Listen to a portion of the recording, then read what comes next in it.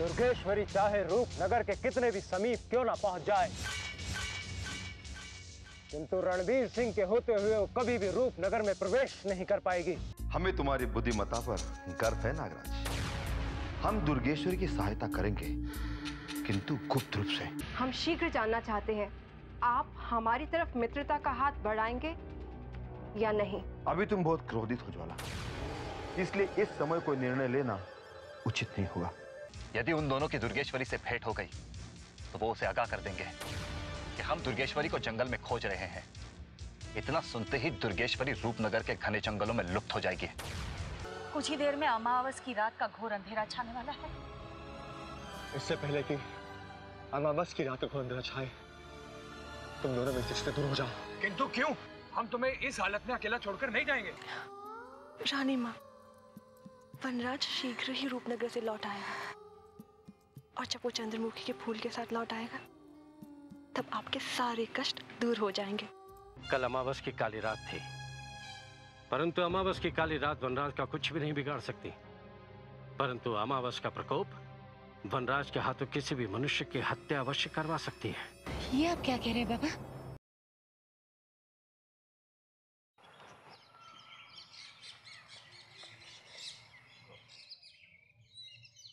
बाबा, आप अकेले आए हैं? रानी माँ कहाँ है? वो अभी अभी आपसे मिलने मंदिर की ओर गई है।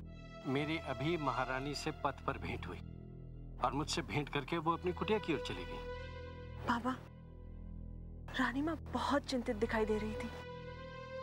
हमने उनसे उनकी चिंता का कारण पूछने का प्रयत्न किया, किंतु उन्होंने हमें कुछ नहीं बताया। बाबा, रानी माँ इतनी चिंतित क्यों है? क्या उन्होंने आपसे कुछ बताया? कस्तूरी, महारानी की चिंता का कारण वही अमावस्या की काली रात जो बार बार आकर वनराज के हाथों किसी भी मनुष्य की मृत्यु करवा देती है, और इसीलिए महारानी चिंतित होकर वनराज की कुशलता जानने के लिए मेरे पास आई थी। इसका तात्पर्य ये हुआ कि कल रात वनराज के साथ फिर कोई अनहोनी घटना हुई होगी। क्या वनराज ने रूपनगर के जंगलों में किसी मनुष्य की हत्या कर दी है? हाँ कस्तूरी, मेरी ज्योतिष विद्या का अनुभव तो यही कहता है। अमावस की काली रात का प्रकोप वनराज की सुध बुद्ध छीन लेता है, और वो मनुष्य से दानव के रूप में आकर अपने सामने आने वाले किसी भी मनुष्य को देख समाप्त कर देता है। ना चाहते हुए भी वनराज को मानव हत्या जैसा घोर अपराध करना पड़ता है।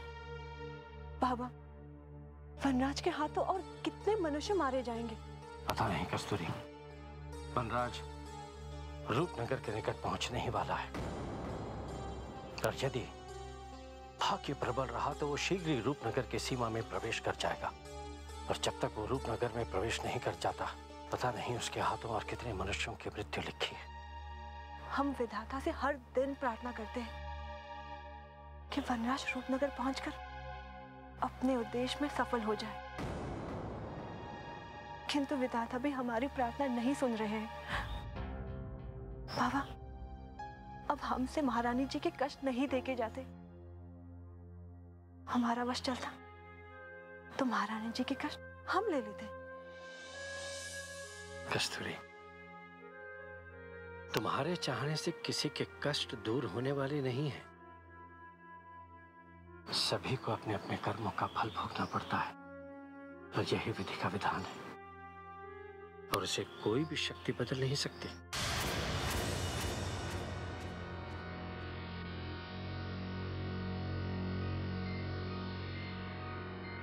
प्रणाम मंत्रीवर। निशात्री, तुम अचानक यहाँ कैसे? और तुम इतनी विचलित क्यों दिखाई दे रही हो? हुजूर, मैं आपको ये बताने आई हूँ कि मैंने हमारे एक सैनिक को पूर्व दिशा में मृत अवस्था में देखा है। क्या?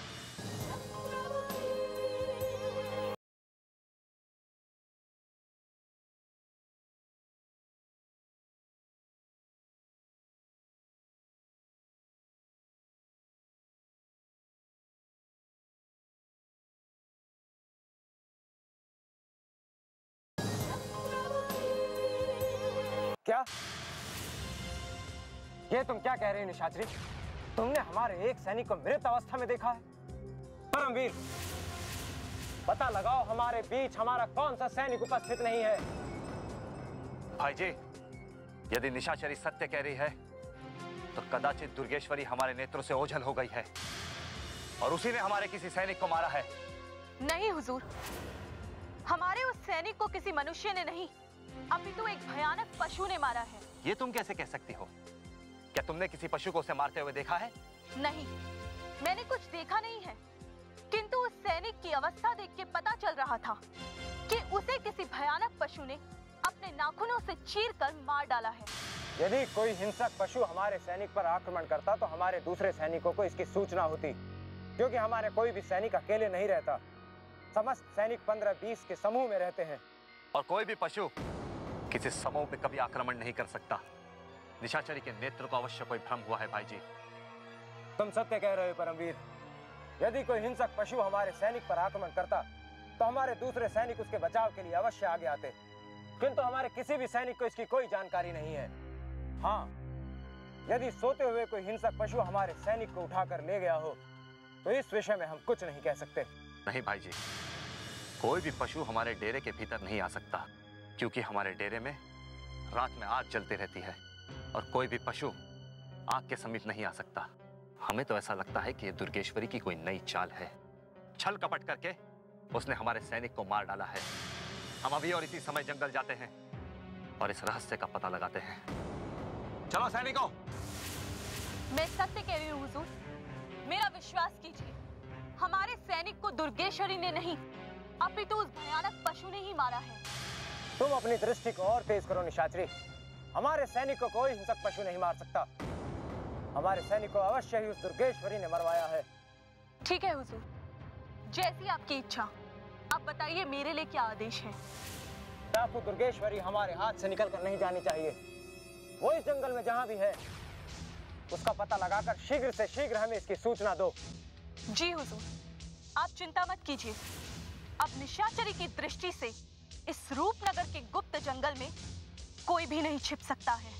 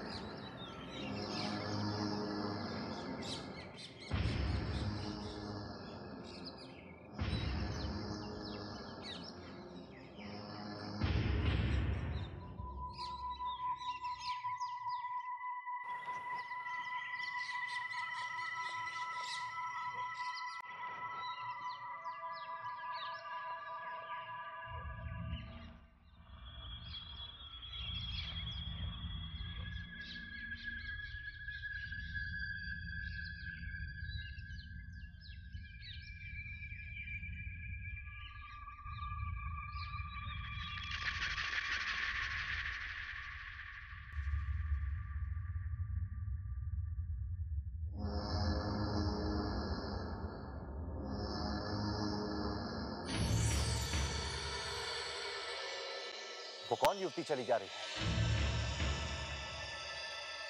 कदाचित वो हमारे कुछ काम आ सकती है। सैनिकों, उसे हमारे पास बुलाओ। ए युक्ति, इधर आओ। तुमको हमारे हुजूर बुला रहे।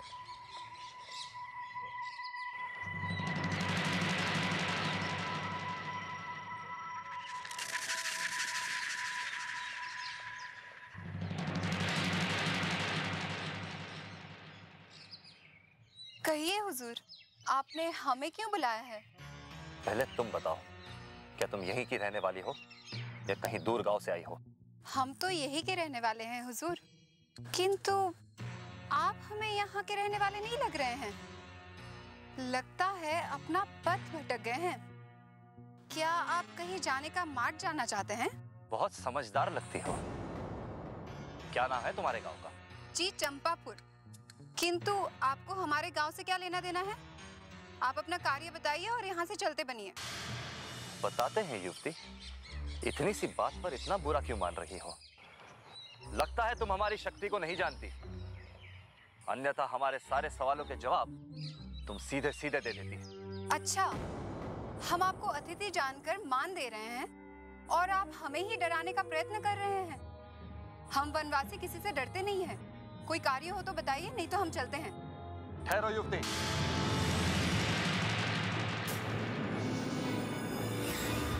तुम्हारी निडरता से हम प्रसन्न हुए। क्या तुमने हमारे सैनिकों के जैसे किसी व्यक्ति को इस जंगल में देखा है? हाँ, हमने अभी अभी उत्तर दिशा की ओर एक नए व्यक्ति का शव पड़ा देखा है और उसके शरीर पर सैनिकों के ही वस्त्र थे। क्या? लगता है हमारी खोज पूरी हो गई। तो आप अपने उस अभागे सैनिक की खोज में निकले हैं। उस अभागे को अब आप ढूंढकर क्या करेंगे? उसकी तो किसी जंगली हिंसक पशु ने बहुत बुरी गति कर दी है। यानी निशाचरी जो कह रही है वो पूर्ण सत्य होने वाला है। अब तो हमें भी यह विश्वास होने लगा है कि किसी भयानक पशु ने हमारे सैनिक की बलि ली है, किंतु हम ये नहीं समझ पा रहे कि वो कौन सा सैनिक हो सकता है और किस भयानक पशु ने उसे इतनी निर्ममता से मारा है। उस सैनिक का शव यहाँ से बस कुछ ही दूर पर है। आप उसे आसानी से पहचान सकते हैं। क्या तुम हमें बता सकती हो युवती कि हमें किस ओर जाना होगा? आप यहाँ से सीधे सीधे चले जाइए और यहाँ से कुछ ही दूर आपको उसके दर्शन हो जाएंगे। बहुत बहुत धन्यवाद युवती। सैनिकों, चलो।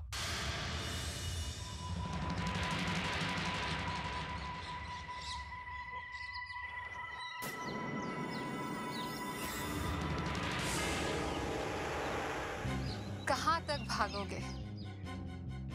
अब तुम सब लोगों का वही हाल होगा जो उस अभागे सैनिक का हुआ है।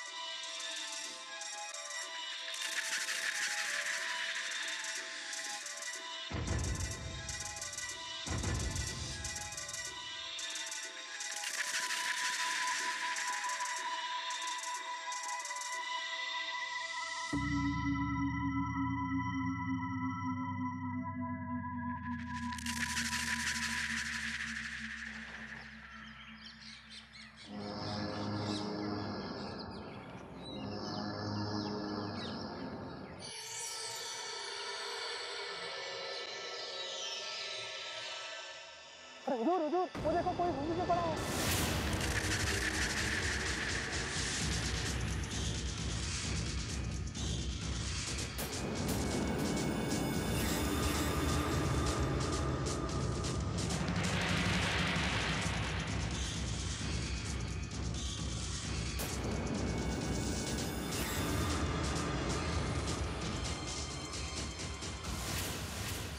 हुजूर हुजूर, ये तो अपना मलखा सिंह है।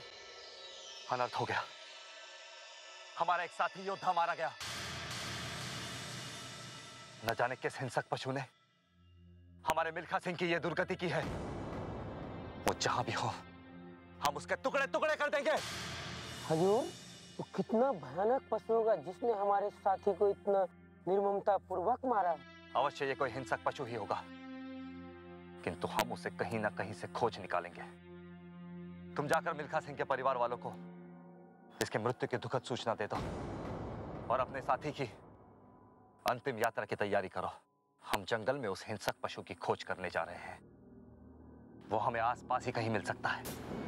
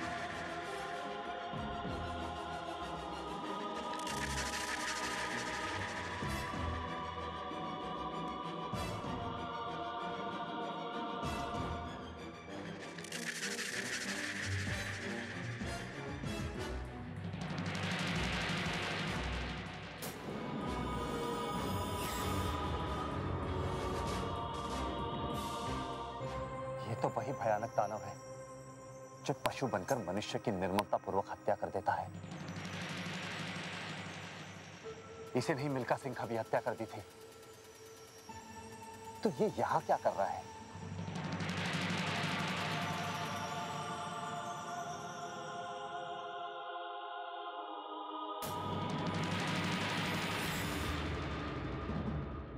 परमवीर सिंह जैसा योद्धा उस युवराज से भयभीत होकर वापस क्यों भाग गया? और परमवीर ये क्यों कह रहा था कि वो युवराज पशु बनकर मनुष्यों की हत्या कर देता है? भला एक युवराज मनुष्य से पशु कैसे बन सकता है? कोई ना कोई रहस्य अवश्य है, और इस रहस्य का पता केवल परमवीर से ही चल सकता है। भाई जी, अनर्थ हो गया है भाई जी। वो नरभक्षक यहाँ भी पहुंच गया। तुम कौन से नरभक्षक की बात कर रहे हो परमवीर? और तुम इतने घबराए हुए क्यों हो? और तुम्हारे साथ जो सैनिक थे वो कहाँ हैं? हमने सैनिकों को रूपनगर वापस भेज दिया है भाई जी, क्योंकि पथ में हमें हमारे सैनिक मिल्खा सिंह का शव मिल गया था। वो उसका अंतिम संस्कार करने के लिए गए हैं। मिल्खा सिंह को भी उसी भयानक पशु ने मारा है भाई जी, जिसे हम अभी देख कर आ रहे हैं।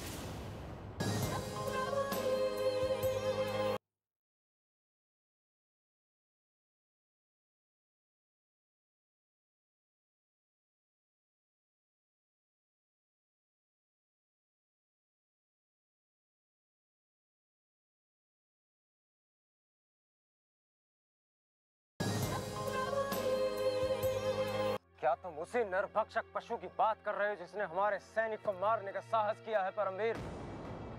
शीघ्र बताओ वो पशु कहाँ है, हम तत्काल ही उसका वध कर देंगे। भाई जी, वो पशु ने अब मनुष्य का रूप ले लिया है और वो तीव्र गति से रूपनगर की ओर बढ़ता चला जा रहा है। ये तुम क्या कह रहे हो परमवीर? भला एक पशु मनुष्य बनकर रूपनगर की ओर कैसे जा सकता है? हम कुछ समझ नहीं पा रहे हैं। वो कोई साधारण जीव नहीं है भाई जी, वो वही युवराज है जिसने हमें और लोहा सिंह को अपने प्राण बचाकर भागने पर विवश कर दिया था। निशाचरी बिल्कुल ठीक कह रही थी, उसी ने हमारे सैनिक को मार डाला है। यदि वो नरभक्षी गुप्त मार्ग से रूपनगर की ओर बढ़ रहा है तो हमारे लिए बहुत चिंता का विषय है परमवीर। हमें शीघ्र से शीघ्र उसे रोकना होगा, अन्यथा हमारे लिए और संकट पैदा हो जाएंगे। उस दैत्य को रोकना असंभव है भाई जी। लोहा सिंह जैसा महाबली उसके आगे हार गया था। वो तो हम दोनों का भाग्य उस दिन प्रबल था जो हमारे प्राण बच गए।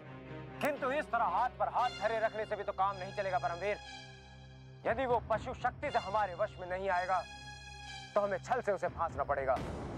इससे पहले कि वो पशु हमें और हानि पहुंचाए, हमें उसे पकड़ने के लिए कोई ठोस योजना बनानी होगी। आओ परमवीर, देखते हैं वो वनमानुष है कहाँ। चलो हमारे साथ। अब समझ में आया, उस युवराज से परमवीर सिंह जैसा योद्धा क्यों डरकर भाग गया। इस बात की सूचना हुजूर तक पहुंचानी होगी।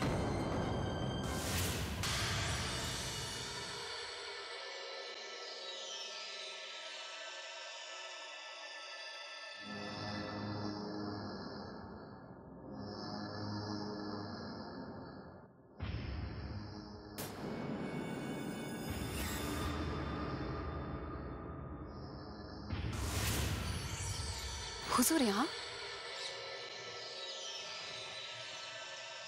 प्रणाम हुजूर। तुम आ गई मंद्रा? हम तुम्हारी प्रतीक्षा कर रहे थे। अब शीघ्र बताओ, मंत्रीवर और उनके भाई की क्या गुप्त सूचना लाई हो? इस समय मंत्रीवर रणवीर सिंह और उनके भाई रूपनगर के जंगलों में किसी वनमानुष को खोजते हुए उसका पीछा कर रहे हैं हुजूर। क्या? मंत्रीवर किसी वनमानुष को खोज रहे हैं? ये तुम कैसी विचित्र सूचना लाई हो मंद्रा?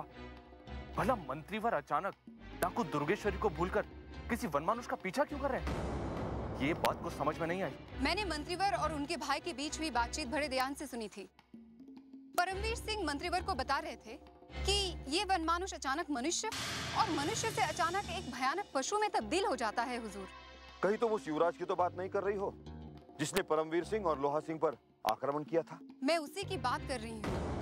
परमवीर सिंह को कहते हुए सुना था कि एक बार उसे और लोहा सिंह को इस दानव युवराज से प्राण बचाकर भागना पड़ा था। अब हमारी समझ में आ गया है, ये वही युवराज है जिसने पिछले दिनों रूपनगर में हाहाकार मचा दिया था। किंतु अब ये गुप्त जंगलों में क्यों आया है? मैं इतना तो नहीं बता सकती, किंतु इतना जरूर पता चल गया है कि वो दानव मंत्रीवर के एक सैनिक को मारकर तेजी से रूपनगर की ओर बढ़ा चला आ रहा है। रूपनगर की ओर बढ़ा चला रहा है? महामहिम, इसका तात्पर्य ये हुआ कि वो वनमानुष हमसे भी टकरा सकता है। कहीं ऐसा ना हो कि मंत्रीवर के ऊपर आया हुआ संकट हमारे ऊपर आ जाए। हमको समझे नहीं नागराज, मंत्रीवर का संकट हमारे ऊपर कैसे आएगा? महामहिम, उस वनमानुष को खोजते हुए मंत्रीवर और परमवीर सिंह हमसे अवश्य टकरा जाएंगे और हमें देखते ही मंत्रीवर उस वनमानुष को जीवित या मृत पकड़ने का आदेश दे देंगे। यदि ऐसा हो गया महामहिम, यदि ऐसा हो गया तो हम अकाल मृत्यु को प्राप्त हो जाएंगे, अकाल मृत्यु को। घबराओ मत नागराज, हमारे पास इसका भी तोड़ है। मंद्रा, तुम जाओ और इस युवराज का रूप धारण कर दो और मंत्रीवर को और दहशत में डाल दो। तब तक हम यहाँ कोई योजना बनाते हैं और याद रहे, गुप्त सूचना मिलते ही हमें सूचित कर देना। आप निश्चिंत रहिए हुजूर, मंद्रा के होते हुए आप पर कोई संकट नहीं आएगा। चलती हूँ, अपना ध्यान रखना। नागराज, इस तरह घबराने से कोई कार्य नहीं बनेगा। चलो योजना बनाते हैं।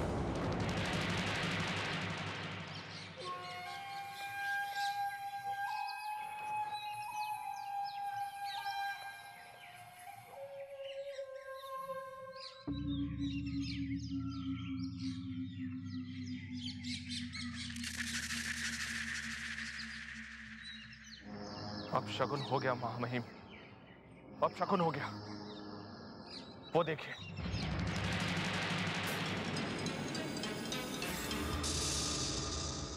मंत्रीवर अपने भाई और सैनिकों के साथ चले जा रहे हैं।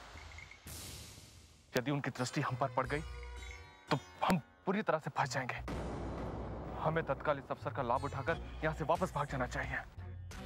नहीं नागराज, नहीं, यही तो वो अवसर है जिसका हमें तत्काल लाभ उठा लेना चाहिए।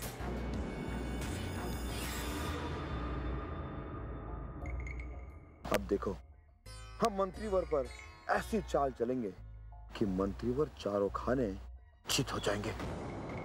मंत्रीवर, ठहरिए मंत्रीवर, मंत्रीवर, मंत्रीवर। क्या बात है राजवीर, तुम इतने घबराए हुए क्यों लग रहे हो? मंत्रीवर, कल रात को हमने उस भयानक युवराज को देखा जो पशु बनकर मनुष्य पर आक्रमण करता है। क्या? कहाँ है वो भयानक पशु? तुमने उसे कहाँ देखा? वो इसी गुप्त जंगल में घूम रहा है। कल रात उसने हमारे एक सैनिक मिल्खा सिंह को हमारे नेत्रों के सामने मार डाला। वाह! और तुम दोनों कायरों की भांति हमारे सैनिक को मरते हुए देखते रहे। क्या तुम मिल्खा सिंह को बचा नहीं सकते थे? मंत्रीवर, हमने हमारे सैनिकों को बचाने का प्रयत्न किया था, किंतु वो युवराज हमसे कहीं अधिक शक्तिशाली है। यदि हम हमारे प्राण बचाकर नहीं भागते तो वो युवराज हमें भी समाप्त कर देता।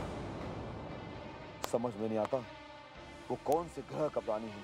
तुम जैसे योद्धा के मुख से ऐसी कायरता भरी बातें सुनकर हमें बहुत दुख पहुंचा है राजवीर। यदि तुम साहस करते तो आसानी से उस युवराज को अपने वश में कर सकते थे, क्योंकि वो युवराज सिर्फ उन्हीं पर आक्रमण करता है जो बेचारे निर्बल होते हैं। नहीं नहीं मंत्रीवर, हमने उस पशु की भयानक शक्ति को स्वयं अपने नेत्रों से देखा है। हमने हमारे सैनिकों को बचाने के लिए उस पर आक्रमण किया था, किंतु उसके भयानक पशु रूप को देखकर हमारा साहस टूट गया मंत्रीवर, और हम दोनों ने वहां से भागने में ही अपनी भलाई समझी। बहुत लज्जा की बात है कि तुम दोनों एक साधारण से पशु से डर गए। यदि तुम्हारी इस कायरता का पता महाराज को चला तो वो तुम्हें इस बात का दंड भी दे सकते हैं। तुम दोनों वीर योद्धा कहलाने के लायक ही नहीं हो राजवीर। यदि तुमने उस साधारण से युवराज को अपने वश में कर लिया होता तो रूपनगर के इतिहास में तुम्हारा नाम सदा सदा के लिए अमर हो जाता। राजवीर, हम तो अब भी कहते हैं कि तुम कोई ऐसी योजना बनाओ कि उसे अपने वश में कर लो और अपना नाम रूपनगर में सदा सदा के लिए अमर कर दो। हम आपके आदेश का पालन करने का पूरा प्रयत्न करेंगे। तो ठीक है राजवीर, तुम नागराज के साथ पूर्व दिशा में जाओ, हम पश्चिम दिशा में जाकर उस युवराज को खोजते हैं। जी। आओ परमवीर, चलो ना।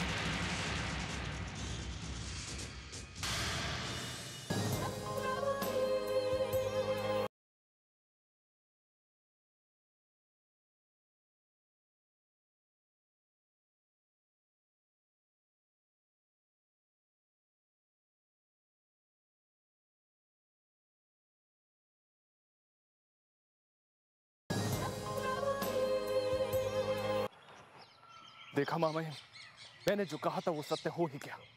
मंत्रीवर ने हमें उस वनमानुष को वश में करने का आदेश दे ही दिया। हाँ नागराज, मंत्रीवर अपनी बला को हमारे माथे पर डालकर चले गए।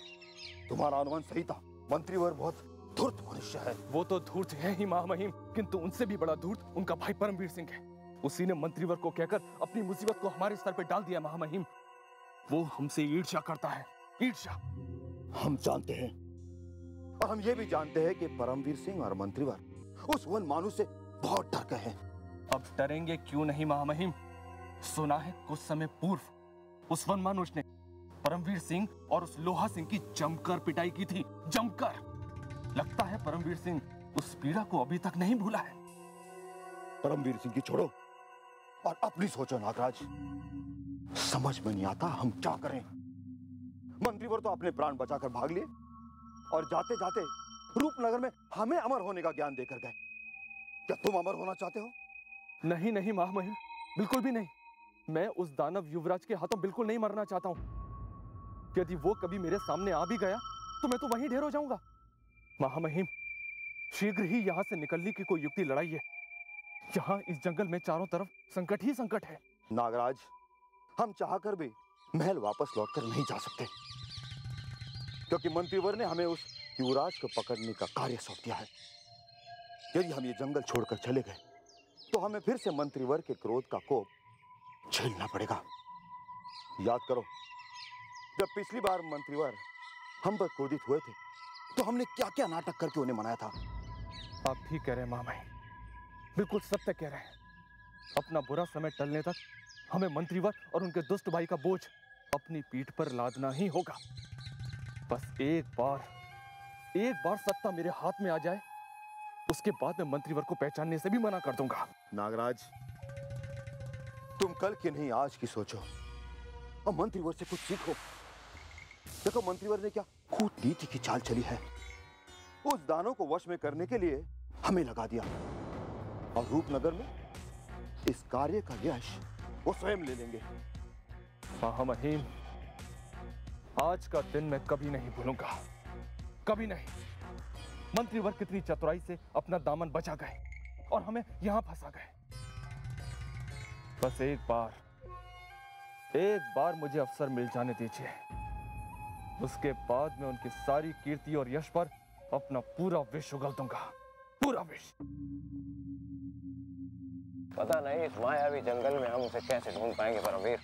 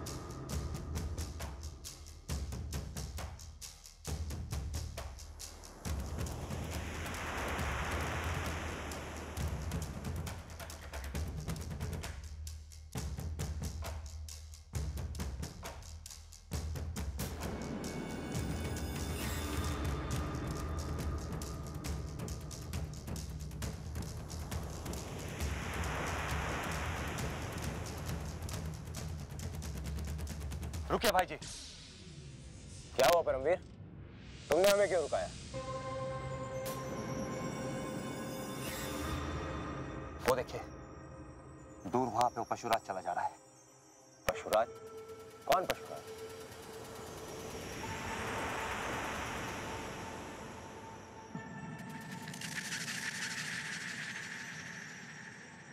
दूर वो जो युवराज जैसा युवक चला जा रहा है, वही भयानक पशु का रूप लेकर लोगों की हत्या करता है। हमारे सैनिक मिल्खा सिंह की भी उसी ने हत्या की है भाई जी। हम अभी अपने सैनिक भेजकर उसे जीवित या मृत अवस्था में पकड़कर लाने का आदेश देते हैं। सैनिकों! नहीं भाई जी, ऐसी भूल मत करना। यदि हमारे सैनिक उसे पकड़ने के लिए गए तो इनमें से कोई भी जीवित लौट कर नहीं आएगा। वो कोई साधारण मनुष्य नहीं है। हमने अपने नेत्रों से उसकी अलौकिक शक्तियां देखी है। आप केवल यहीं रुकिए और देखते रहे कि वो क्या करता है और कहां जाता है।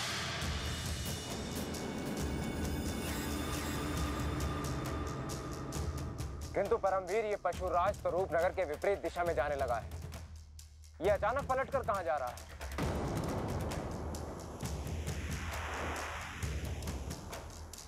कदाचित इसे रूपनगर का मार्ग समझ में नहीं आ रहा होगा भाई जी, इसीलिए भटक कर ये जंगल की ओर जा रहा है। यदि इसका सामना दुर्गेश्वरी के गिरोह से हो गया तो ये उनका काल बन जाएगा और एक साथ हमारे दोनों शत्रु समाप्त हो जाएंगे। चलिए भाई जी, देखते हैं कि ये पशु जंगल में किस ओर जा रहा है। तुम ठीक कह रहे हो परमवीर, हमें छुपकर इस पर दृष्टि रखनी चाहिए। चलो चलो सैनिकों।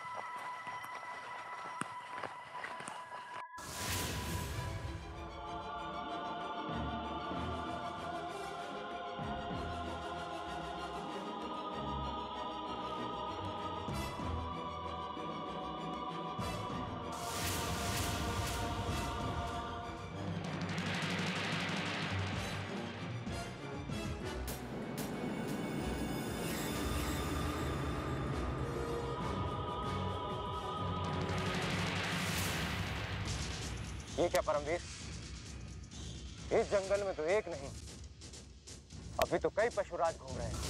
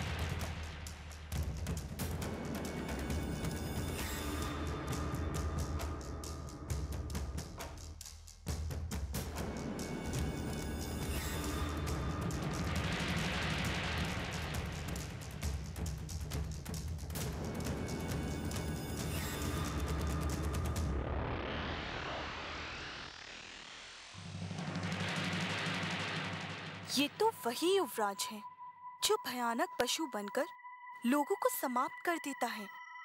किंतु ये यहाँ क्या कर रहा है? अपनी पहचान बताए बिना चतुराई से पूछकर देखती हूँ कि ये दानव चाहता क्या है। ठहरो पथिक।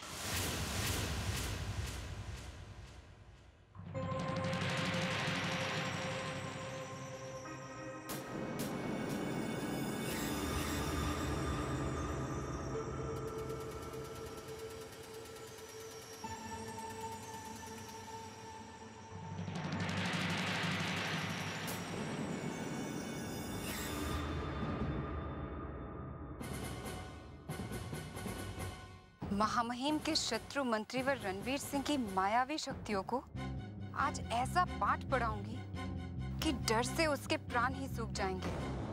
आजकल वो रूपनगर की दूसरी मायावी शक्तियों को अपने सामने बहुत तुच्छ समझने लगी है।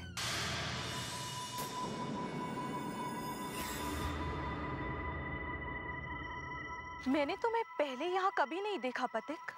कौन हो तुम? जो सवाल मुझे तुमसे पूछना चाहिए था तुम मुझसे वो सवाल पूछ रही पाखंडी युवती। तुम इस रूपनगर के जंगलों में क्या कर रही हो? सत्य बताओ। मैं तो गांव की सीधी सादी युवती हूँ। रूपनगर जाने की ओर निकली थी, किंतु अपना पथ भटक गई हूँ। क्या आप मुझे रूपनगर का पथ बताने की कृपा करेंगे? मुझे बहकाने की कोशिश मत करो। क्या कभी ऐसा हो सकता है कि एक साधारण युवती इस भयानक पथ पर अकेले जाने का साहस कर सके?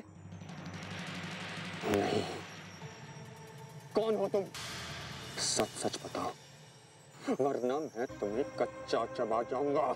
मैं सत्य कह रही हूँ। मैं पास के ही एक गांव विराटपुर की रहने वाली हूँ। रूपनगर की सीमा मेरे गांव के समीप ही है। असत्य कह रही हो तुम। अगर तुम रूपनगर की रहने वाली होती तो रूपनगर का पथ कभी नहीं भूलती। मेरे साथ छल कर रही हो। जिस भी मनुष्य ने मेरे साथ छल करने की कोशिश की है, मैंने उसे जिंदा नहीं छोड़ा है। मैं तुम्हें जिंदा नहीं छोड़ूंगा।